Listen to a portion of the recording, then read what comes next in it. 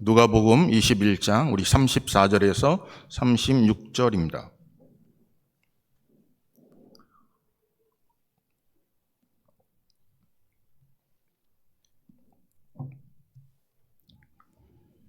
찾으신 줄 믿고 우리 34절부터 36절까지 우리 한 목소리로 읽겠습니다. 너희는 스스로 조심하라. 그렇지 않으면 방탕함과 술 취함과 생활의 염려로 마음이 둔하여지고 뜻밖의 그날이 덫과 같이 너희에게 임하리니 이 날은 온 지구상에 거하는 모든 사람에게 임하리라.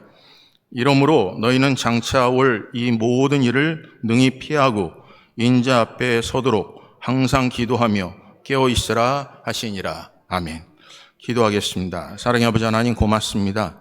항상 기도하며 깨어있으라는 제목의 말씀으로 누가복음을 의지하며 말씀을 전하오니 성령께서 말씀하여 주시고 마지막 때가 되면 될수록 더욱더 깨어 기도하사 기도에 다른 이유가 없음을 깨닫고 주님만을 바라보며 승리할 수 있도록 끝까지 견딜 수 있도록 은혜를 더하여 주시옵소서. 깨닫게 하셔야 또 듣게 하셔야 보게 하셔야 저희들 일어설 수 있사오니 저희들을 불쌍히 여기시고 긍휼히 여기셔서 하나님의 영광을 바라보게 하여 주시옵소서. 모든 것 하나님께 의탁합니다. 인간의 모든 것 감춰주시고 하나님의 영광만이 드러나게 하여 주시옵소서. 하나님 고맙습니다. 예수 그리스도의 이름으로 기도합니다. 아멘. 오늘 본문 말씀을 통해서 항상 기도하며 깨어있으라 라는 제목으로 함께 말씀을 나누겠습니다. 우리의 내적인 아픔들이 모든 사람에게 있습니다. 그래서 내적 치유를 받아야 된다고 요즘에 이야기를 해요. 근데 내적만 문제가 있는 게 아니라 자라면서 외상적으로도 고통을 당하시는 분들이 있어요. 태어나면서부터 고통을 당하시는 분도 있지만 자라면서 느끼게 되는 괴로움, 또 아픔, 상처, 고통들로 인해서 우리가 미래를 바라보기 너무 힘들고 버거운 인생도 의외로 많습니다. 그래서 우리는 내적뿐만 아니라 외적으로도 치유를 받으셔야 합니다. 요즘에 한국뿐만 아니라 세계적으로 치유 사역이 굉장히 많이 또 발전되어지고 있고 많은 사람들이 또 치유받고자 하는 마음을 가지고 있어요. 그런데 우리가 마음은 있는데 우리 행동으로 옮겨지지 않을 때가 많습니다. 너무나 바쁘다 보니까 차일피일 뒤로 미루게 되고 또 무엇인가 그분을 만나면 해결될 것 같은데 만나기가 너무나 버겁고 힘든 일, 또 삶에 묶여있고 또 여러분의 생각에 묶여있고 또 선입견에 묶여있다 보니까 그 시기를 놓쳐버릴 때가 있어요. 적당한 시기에 치료받지 않으면 시간이 지나면 우리가 아무리 치료받으려고 한다 할지라도 마음이 굳어질 때가 참으로도 많습니다. 오늘 하나님께서 여러분의 마음을 치유하시고 또 치료하시고 또 회복의 은혜가 임하시기를 바랍니다. 외상치유 최고 권위자 로라 판 더누트 립스키라는 작가가 있어요. 이분이 쓴 책 중에 과부하 시대라는 책이 있습니다. 여기에 보게 되면 이렇게 명제를 제시합니다. 당신은 게으른 게 아니라 진심으로 지쳤을 뿐이다. 게으른 게 아니다. 진심으로 지쳤을 뿐이다. 그런데 지침뿐만 아니라 게으른 분도 많아요. 그런데 여기 전제로 이렇게 얘기해요. 당신은 게으른 게 아니라 진심으로 지쳤을 뿐이다. 왜 우리는 이렇게 과부하가 걸릴까요? 왜 이렇게 우리는 번아웃이 됐을까요? 열심히 살아보려고 하는데 몸이 또 마음이 따라주지 않을 때도 참 많아요. 남들처럼 열심히 살고 또 이민생활 속에서 상상도 못하는 많은 보상을 받고 싶어서 이리 뛰고 저리 뛰다 보니까 마지막에 남는 건 고통, 아픔, 괴로움. 뭔가 일어서려고 하는데 우리의 몸이 따라주지 않을 때, 우리 생각이 뒷받침이 되지 못할 때, 또 우리의 모든 일들이 우리에게 도움이 되지 못할 때가 참으로도 많습니다. 그래서 이 책에는 이렇게 얘기하고 있어요. 아마 끝없이 비교하고 경쟁하기 때문이라는 거예요. 여러분 주변의 사람들하고 많이 경쟁하시죠? 경쟁하지 않는다면, 때로는 그들과 무엇인가 비교하지 않는다면 여러분의 동기가 생겨지지 않을 거예요. 그런데 그 동기가 여러분을 지치게 만들려면 문제입니다. 실체가 없는 누군가보다 뒤처지는 게 불안해요. 있다 보면 다른 사람은 잘 나가는 것 같아요. 근데 나는 왜 이렇게 제자리에 멈출까? 무엇인가 열심히 하는데 왜 뒷걸음만 칠까라는 불안함이 우리에게 엄습해 올 때가 많다는 거죠. 불안을 조장하는 많은 시선들, 목소리 때문에 무의식 속에 휴식과 쉼을 부정적으로 바라보는 습관이 생겼을지 모른다는 겁니다. 뭔가 좀 쉬고 싶은데 시선과 또한 목소리 때문에 또 무엇인가 판단 때문에 우리가 휴식하고 쉼에 대해서 우리는 부정적으로 생각하는, 바라보는 그런 습관이 생겼다는 겁니다. 이미 열심히 살고 있음에도 불구하고 끝없이 자신을 채찍질한다는 거예요. 여러분 열심히 살지 않으셨습니까? 여러분 열심히 사시잖아요. 하루 시작부터 끝나는 마무리까지 한눈 팔지 않고 열심히 사시잖아요. 그럼에도 불구하고 자꾸 여러분을 채찍질해요. 그러다 보니까 모든 역할을 완벽하게 해내고 싶은 마음, 그러다 보니까 삶의 무언가가 더하고 더해지다 보여요. 내가 진짜로 할 그 한계를 뛰어넘어서 무엇인가 더 하려고 하다 보니까 찾아오는 것이 과부하가 걸리는 것을 우리가 감수할 수밖에 없다는 거죠. 그러다 보니까 아주 천천히, 아주 조금씩 티나지 않게 망가지기 시작한다는 거예요. 사랑하는 성도님들, 하나님의 은혜가, 하나님의 위로가 우리 사랑하는 성도님들에게 충만하시기를 주님의 이름으로 축복합니다. 여러분 충분하셔요. 충분하세요. 잘 살고 계시는 거예요. 최선 다하고 계시는 거예요. 때로는 여러분의 마음속에 너무 지쳐 있을 때 때로는 그 지친 것을 통해 더 여러분 자신을 채찍질하지 마시고 믿음의 주의 온전하신 이 예수 그리스도를 바라보고 수고하고 무거운 짐진 자들아 다 내게로 오라. 내가 너희를 쉬게 하리라는 그 하나님의 음성을 듣고 여러분 편안한 쉼을 가지시기를 주님의 이름으로 축복합니다. 한번 옆에 분한테 이럴까요? 그 정도면 됐어요 라고요. 그 정도면 됐습니다. 그 정도면 됐습니다. 사랑하는 성도님들, 그래서 우리 신앙뿐만 아니라 삶도 좀 균형이 맞춰져야 돼요. 균형이 깨지면 문제가 생기죠. 그래서 이 책에도 성경도 우리에게 말씀하시기를 아주 단순화 작업을 하라는 거예요. 단순하게 해요. 여러분 우리 참 복잡합니다. 대화하다 보면 참 복잡해요. 머리가 아파요. 대화하다 보면 그냥 그 상황만 이야기하면 좋겠는데 과거의 것 다 끌어내서 내가 알고 싶지도 않은 정보들을 자꾸 주면서 우리 판단을 흐려지게 만들 때가 참 많아요. 여러분, 여러분의 삶 속에 대화를 나눌 때도 보십시오. 과거를 자꾸 끄집어내는 사람과 함께하고 싶으십니까? 지금 문제만 해결하고 싶어서 만났는데요. 과거의 거, 10년 전, 20년, 30년 전의 문제를 자꾸 가지고 끌어낼 때가 많아요. 특별히 부부지간에 그런 일이 많아요. 그러다 보니까 싸움이 잦아지게 됩니다. 사랑하는 성도님들, 인터넷 서버가 과부하가 걸리면 접속할 수가 없어요. 그리고 원래 있었던 내 정보까지도 검색할 수 없는 상황들이 벌어져요. 여러분 과도한 스트레스를 받게 되면 집중력, 기억력이 감소되고요. 신경과민이 돼요. 우울증, 분노, 좌절감, 불안, 인내 부족 등의 증상이 나타난다는 거예요. 쉽게 안절부절 못하고 손톱 깨물기, 발 떨기 등의 습관과 함께 음주, 흡연이 증가된다는 겁니다. 여러분 아이들이 요즘에 인터넷 그 핸드폰 계속 가지고 있죠. 여러분도 한번 핸드폰 하루에 몇 시간 정도 쓰고 계신지 한번 보세요. 그런데 과학자들이 통상적으로 핸드폰을 많이 쓰고 있는 아이들이 인내심이 부족하대요. 여러분 한번 옆에 분 한번 보실래요? 인내심이 부족하신 분 있어요? 뒤 좀 한번 보세요. 한번 보십시오. 인내심이 부족하면요. 핸드폰을 그냥 하루 종일 들고 살던 사람이래요. 그래서 요즘 아이들이 인내심이 부족한다는 거예요. 여러분 두뇌가요. 과부하가 걸리면 해야 하는 일이 아니라 하고 싶은 일 쪽으로 결정을 내릴 가능성이 많다는 거예요. 여러분 머릿속에 과부하가 걸리면요. 쉬고 싶다. 그러면 해야 할 일보다 하고 싶은 쪽으로 더 많이 기울어진다는 거예요. 여러분 이 아침에 한번 생각해 보세요. 내가 해야 될 일을 먼저 생각하고 있나 아니면 하고 싶은 일에 초점이 맞춰지는가라는 거예요. 그냥 포기하고 싶다. 그만두고 싶다. 그냥 때로는 다 떠나고 싶다. 이거는 머릿속에 때로는 과학자들이 얘기하기를 과부하가 걸렸다는 거예요.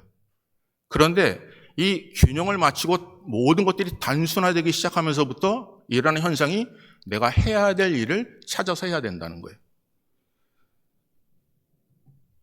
심리학자 바바시브라는 분이 한 실험을 사람에게 했는데 7자리 숫자를 외우게 한 후에요. 7자리 숫자를 외우게 했어요. 초콜릿 케이크와 과일 샐러드 중에 어떤 것을 선택할 것이냐는 질문에 3분의 2가 초콜릿 케이크를 선택했다는 거예요. 그런데 또 다른 시험은 비교적 아주 쉬운 2자리 숫자를 외우게 한 후에는 초콜릿 케이크보다 과일 샐러드를 선택하는 자가 비율이 41%가 줄어들었다는 거예요. 우리 속에 한번 여러분도 아무도 몰라요. 점점 더 우리 속에 다가오는, 점점 더 우리를 좀먹는, 점점 더 우리가 그냥 열심히 살지만 우리 속에 우리도 모르게 과부하가 걸리는 그런 상황 속에 자신을 돌아봐야 될 일들이 뭐냐면 그게 바로 내가 해야 될 일과 하고 싶은 일의 경계에 있다는 거예요. 오늘 여러분들은 어떠세요? 해야 할 일을 하세요? 아니면 하고 싶은 일을 하세요? 감정이 격해지면요, 아이들이 굉장히 조급해지고 아이들이 감정의 우울증이 생기면 일어나는 현상 중에 하나가 음식을 과다 섭취한대요.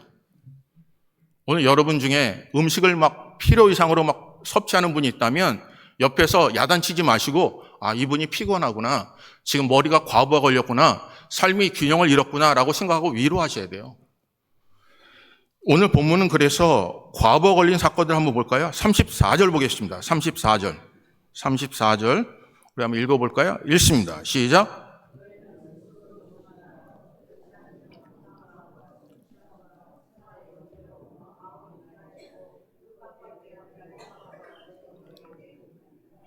여기 보게 되면 서론적으로 말씀드린 것뿐만 아니라 성경 말씀도 여기 마음이 둔하여지고라는 표현을 소브리카헤가두라고 포 성경에 써 있어요. 내가 과부하가 걸린 거예요. 어떤 일에 내가 감당할 수 없는 거예요. 내가 하나님이 원하시는, 바라시는, 기뻐하신 일이 무엇인지 알고 해야 되는데 내가 지금 현재 상황으로는 감당할 수가 없는 거예요. 그렇기 때문에 그 모든 것들이 내게 둔하게 만든다는 거죠. 도대체 성경은 내게 무엇이 그렇게 나를 둔하게 만들고 과부하가 걸리게 만들어서 기능을 하지 못하게 하고 내가 해야 될 것, 하나님의 기뻐하신 것보다 내 마음의 감정과 내가 원하는 것과 내 생각 속에 내 마음이 빼앗겨서 점점 좀먹고 점점 힘들어지고 점점 괴로운 인생으로 살아가는 것이 무엇이냐는 거예요. 오늘 성경은 이렇게 말씀하세요. 34절 보면 너희는 스스로 뭐라고요? 조심하라. 사랑하는 성도님들, 성경은 가장 큰 문제가 자신에게 있다고 말씀하세요. 성경은 무릇 지킬 만한 것보다 마음과 생각을 지키라고 하세요. 생명의 근원이 이에서 남이라라고 하세요.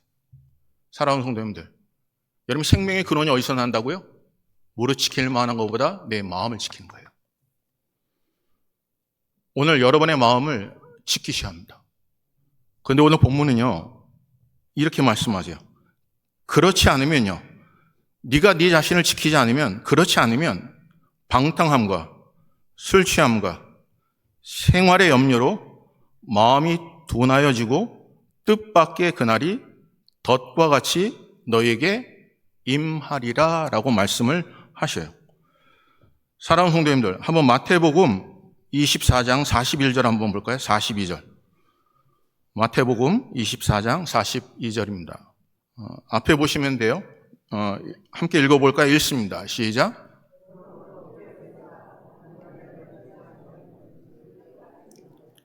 그러므로 깨어있으라. 어느 날에 너희 주가 임하는지 너희가 알지 못함이라. 사랑하는 성도님들, 주인이 언제 오실지 몰라요. 언제 임할지 몰라요. 여러분이 기도하고 있을 때 임하면 얼마나 좋겠어요? 여러분이 성령 충만할 때 임하면 얼마나 좋겠어요? 그런데 여러분들이 마음에 실망하고 실족하고 마음에 섭섭함이 들어와서 내가 해야 될 걸 하지 못하고 포기하는 이때 주인이 오시면 어떡하겠어요? 내가 언젠가는 하나님의 품으로 돌아가야지, 열심을 다해야지, 이제 복잡한 건 내려놓고 단순함으로 하나님을 섬기고 그로부터 공급된 힘으로 열심히 살고 평안함을 누려야겠다고 할 때 주인이 오시면 얼마나 좋겠어요. 근데 여러분의 마음이 복잡해서 무엇이 옳은지 무엇이 그른지 하나님이 기뻐하는 것이 무엇인지 알면도 불구하고 내 육신이 연약하여 행하지 못하는 때 예수 그리스도께서 주인이 이 땅에 오신다면 어떻게 하겠습니까? 기도해야 돼요. 알아요. 근데 어느 순간에 기도를 열심히 했는데 기도를 포기할 때요. 그때 주인이 오신다면 어떻게 하겠어요? 오늘 사랑하는 성도님들, 여러분 성경을 믿으셔야 합니다. 성경에 일어나는 사건, 성경에 일어나는 일들. 그래서 33절은 이렇게 말씀하세요. 본문 누가복음 21장 33절이요. 누가복음 21장 33절입니다. 한번 다 같이 읽어볼까요? 읽습니다. 시작. 천지는 없어지겠으나 내 말은 없어지지 않아요.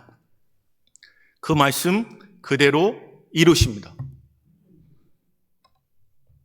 사랑하는 성도님들, 그래서 마태복음 24장 48절에 이렇게 말씀하세요. 만일 그 악한 종이 마음에 생각하기를 주인이 더디오리라 하여라고 하세요. 그 악한 종이 마음에 생각해요. 주인이 일찍 오지 않을 거야. 주인의 마음과 의도와 상관없이 스스로 생각하며 판단하는 거예요. 오늘 이 자리에 여러분, 하나님의 말씀이 기준이 되셔야 합니다. 여러분이 생각하고 여러분이 바라는 것, 여러분의 시간을 정하고 이 정도는 되겠지라고 하는 것, 하나님이 기뻐하지 않습니다. 하나님이 원하시는 것에 마음을 두셔야 돼요. 여러분이 할 수 있는 일에 마음을 두셔야 된다고요. 하나님께서 그 충성한 종들에게 그들의 재능대로 주셨다니까요. 그러니까 남들과 비교하지 마시고 맡겨진 일에 하나님 은혜 가운데 충성된 하나님의 일꾼으로 감사함으로 하나님께 영광 돌리는 믿음의 사람 되셔야 합니다. 사랑하는 성도, 그래야 하나님의 때에 칭찬받습니다. 사랑하는 성도님들, 여기 본문에 이렇게 말씀하세요. 34절 다시 한번 볼까요? 너희는 스스로 조심하라. 스스로 조심하라. 사랑하는 성도님들, 여러분 깨어있기 위해서 자기 자신을 다스려야 돼요. 첫째는 자기를 다스려야 돼요. 오늘 다른 사람 때문에 자꾸 넘어지죠. 자기를 다스려야 돼요. 하나님은 우리에게 원하시는 건 심판 앞에 서는 그날, 하나님, 내가 이 사람 때문에, 저 사람 때문에, 환경 때문에, 코로나 때문에, 아니면 내가 몸이 너무나 불편해서 그렇게 하나님께 얘기할 수 있지만, 여러분 하나님은 우리에게 이렇게 질문하실 거예요. 그 상황 속에 내 마음은, 그 상황 속에 너는, 그 상황 속에 너는 무엇을 선택하냐고 물어보실 거예요. 하나님, 이렇게 하나님이 맡기셨어요. 하나님 그것을 잘 열심히 감당하려고 했는데 하나님은 의로우신 분 아닙니까? 하나님께 것을 받으시옵소서라고 드렸을 때 하나님께서 내게 주어진 것, 남은 5달란트, 2달란트, 너는 1달란트 받았느냐? 근데 1달란트를 가지고 너는 무엇을 남겼냐고 물어보시는 거예요. 사랑하는 성도님들, 여러분과 제가요, 한 사람도 예외 없이 하나님 우리에게 물어보실 거예요. 내가 너에게 주었는데 너는 무엇을 남겼냐는 거죠. 오늘 이 자리에 있는 여러분 한 분도 빠짐없이 이렇게 깨달을 거예요. 나는 하나님께서 이런 은사를 주셨어. 나는 섬김의 은사를 주셨어. 기도하게 하셨어. 남을 고치는 은사를 주셨어. 아니면 말씀의 은사를 주셨어. 사랑의 은사를 주셨어. 가는 곳마다 하나님께서 주신 일을 통하여 동행하며 자비와 공유를 베풀라는 은사를 주셨어. 그런데 그 마음을 주셨는데 주변의 인들 때문에 과부하가 걸려서 여러분들이 마음이 빼앗겨 자기 마음을 다스리지 못할 때가 너무나 많아요. 사단은요, 여러분을 바쁘게 만듭니다. 기도하지 못하게 하고 말씀 읽지 못하게 하는 게 사단의 역할이에요. 계속해서 성경은 얘기하고 있잖아요. 사단이 우는 사자처럼 삼킬 자를 찾아요. 여러분의 마음에 정하는 수 없는 많은 일들이 생각해요. 아, 이 정도면 되겠지. 하나님은 원하세요. 끝까지 견디라고요. 오늘 사랑하는 성도님들, 끝까지 견디셔야 합니다. 하나님 말씀 붙잡고 사셔야 된다고요. 여러분 때가 악합니다. 지금 여러분 하나님이 주신 것을 붙잡고 성령 충만하시기를 주님의 이름으로 축복합니다. 성경은 이렇게 말씀하세요. 세월을 아끼라, 때가 악하니라 라고 하세요. 술 취하지 말라, 이는 방탕한 것이니 성령 충만을 받으라고 하세요. 사랑하는 성도님, 여러분의 삶이 성령 충만하시기를 주님의 이름으로 축복합니다. 여러분의 삶을 통해서 다른 사람들이 양심에 화인 맞으면 안 돼요. 목사도 저러니까 나는 괜찮겠지. 장로님이 저러니까 나도 괜찮겠지. 집사님들이 저러니까 괜찮겠지라는 것을 통해 다른 사람의 양심에 화인 맞들어 가면 안 됩니다. 그것을 하나님께서는 뭐라고 하시냐면 마지막 때에 그들의 흘린 피를 너희에게서 받겠다고 하시는 거예요. 오늘 우리는 이 사람과 나와 상관이 없다고요? 근데 성경은 다른 사람을 실족하지 말게 한다고 하시잖아요. 내가 하나님의 자녀로서 사는 게 얼마나 피 흘리기까지 최선을 다해서 충성된 하나님의 일꾼으로 살아가는지 아십니까? 보세요. 여기 본문에 이렇게 말씀하세요. 다시 한번 34절 읽을까요? 읽습니다. 시작.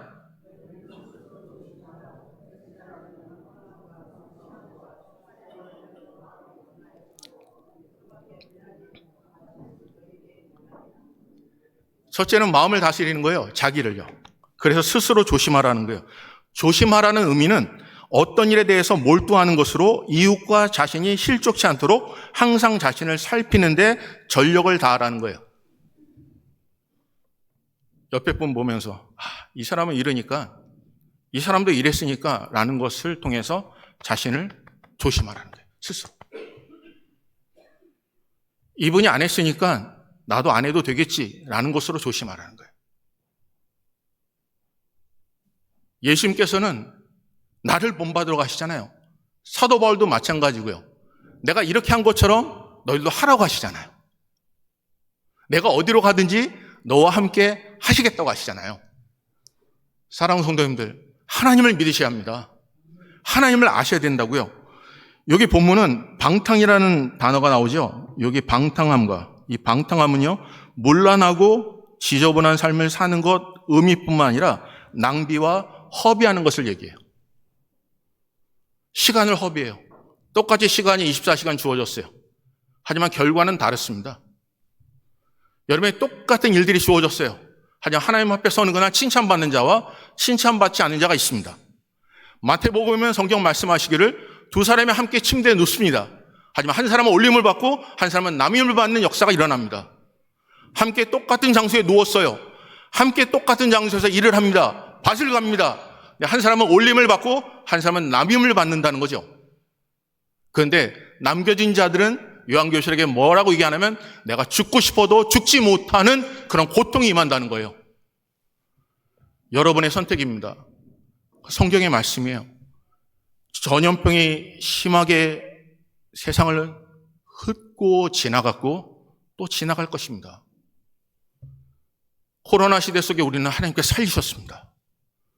근데 코로나 시대 속에 내가 해야 될 것보다 내 인생에 어떻게 살아야 될 염려와 불안 때문에 하고 싶은 일만 하지 않으셨습니까? 똑같은 일보다 더 악한 것들이, 더 심한 것들이 우리에게 닥쳐질 때 믿음의 주여 온전하신 이 예수 그리스도를 매일매일 인격적으로 만나지 않는다면 어렵고 힘든 가운데서도 그분을 신뢰할 수가 없습니다. 사랑하는 성도님들, 하나님을 신뢰하시기를 주님의 이름으로 축복합니다. 한번 옆에 분한테 이렇게 하나님을 신뢰하십시오라고요. 하나님을 신뢰하십시오. 여러분, 방탕은요, 무절제예요. 방탕은 중심을 잃은 불균형이에요. 여러분, 보게 되면 균형을 잃어버린 사람 보면 불안합니다. 저거 언젠가는 넘어질 텐데, 언젠가는 쓰러질 텐데. 오늘 본문을 보세요. 술 취함이요? 술 취함? 여러분, 술 취함이라는 의미 속에선 그 시대를 돌아보면 이게 술을 마신다는 의미보다 더 오묘한 진리가 있어요. 그건 술을 주인으로 삼는다는 거예요. 내가 의지할 것이 술이라는 거예요. 예수 믿는 사람들이 어렵고 힘들 때 하나님을 찬양해야 되는데 술을 의지하며 자기의 마음과 생각을 위로받는다는 거예요. 그래서 성경은 얘기하는 거예요. 술 취하지 말라. 이는 방탕한 것이니 성령의 충만함을 입으라 받으라고 하시는 거예요. 사랑하는 성도님들, 여러분 내가 주인 삼은 모든 것 내려놓는다고 찬양하지 않습니까? 여러분 자신이 주인이 됐습니다. 여러분의 사업이 주인이 됐습니다. 여러분이 좋아하는 것이 주인이 됐습니다. 성경은 얘기하잖아요. 여러분 욕심과 물질은 우상숭배라고 하시잖아요. 오늘 사랑하는 성도님들, 이 땅에 수없는 것에 우리의 마음을 빼앗기지 마시고 마음을 다스리시기를 주님의 이름으로 축복합니다. 보세요. 그래서 또 하나 보게 되면 생활의 염려로 마음이 둔하여졌어요. 생활의 염려요. 이 땅에 염려가 얼마나 많습니까? 마음이 빼앗기고. 여러분, 감당할 수 없는 것이라면 줄이세요. 감당할 수 없는 거 붙잡고 고통하지 마시고요. 감당할 수 없다면 줄이세요. 알루게 내는 게 힘드시면요, 좀 방 2개짜리에서 1개짜리로 옮기시면 돼요. 저 목사 삶을 모르는가? 네, 모르겠어요. 하지만 성경은 감당할 수 없는 것은 짐이 돼요. 주셨는데 감당할 수 없으면 그게 나를 방탕하게 만들어요. 성경은 얘기하잖아요. 생활의 염려 때문에 마음이 어떻게 된다고요? 둔해진다는 거예요. 그래서 내가 하고 싶은 일만 한다는 거예요. 그러니까 이 사람이 내게 안 해주고 내가 다른 친구들보다 더 많은 것을 누려야 되겠는데, 보상을 받아야 되는데, 내 사랑하는 사람이 그것을 내게 해주지 않으면 마음속에 원망과 불평과 아픔과 다툼과 싸움이 된다는 거죠. 사랑하는 성도님들, 얼마 남지 않은 시간입니다. 어제보다 오늘이 예수께서 오실 때가 더 가까웠습니다. 오늘 여러분 이 땅에 마음 두지 마시고 열심히 사셔요. 하지만 이 땅에 여러분이 평생 살 것이 아니잖아요. 하나님의 나라를 바라보면서 소망 가운데 즐거워하시기를 주님의 이름으로 축복합니다. 여러분이 감당할 수 없는 것이라고요? 아니요. 하나님은 그렇게 말씀하지 않으세요. 억울한 일을 당해도 감당할 수 있기 때문에 주신 거예요. 근데 우리는 생각하죠. 감당할 수 없는데, 열심히 살았는데, 최선을 다했는데 왜 내게 어려움이 생깁니까? 그런 각도로, 그런 세상의 관점으로 바라보면 이겨내지 못해요. 하지만 하나님이 때를 따라 돕는 은혜를 주시게, 그 하나님 바라보면서 감당할 수 있다고 고백하면 하나님께서 채우시고 역사하시고 돕는 자들을 보내시고 그를 통하여 하나님이 멋서 싸워 승리하는 놀라운 역사를 체험케 하세요. 사랑하는 성도님들, 그런 은혜가 오늘 이 아침에 나온 사랑하는 성도들과 함께 하시기를 주님의 이름으로 축복합니다. 두 번째 볼까요? 이렇게 말씀하세요. 36절 보겠습니다. 36절 다 같이 읽습니다. 시작.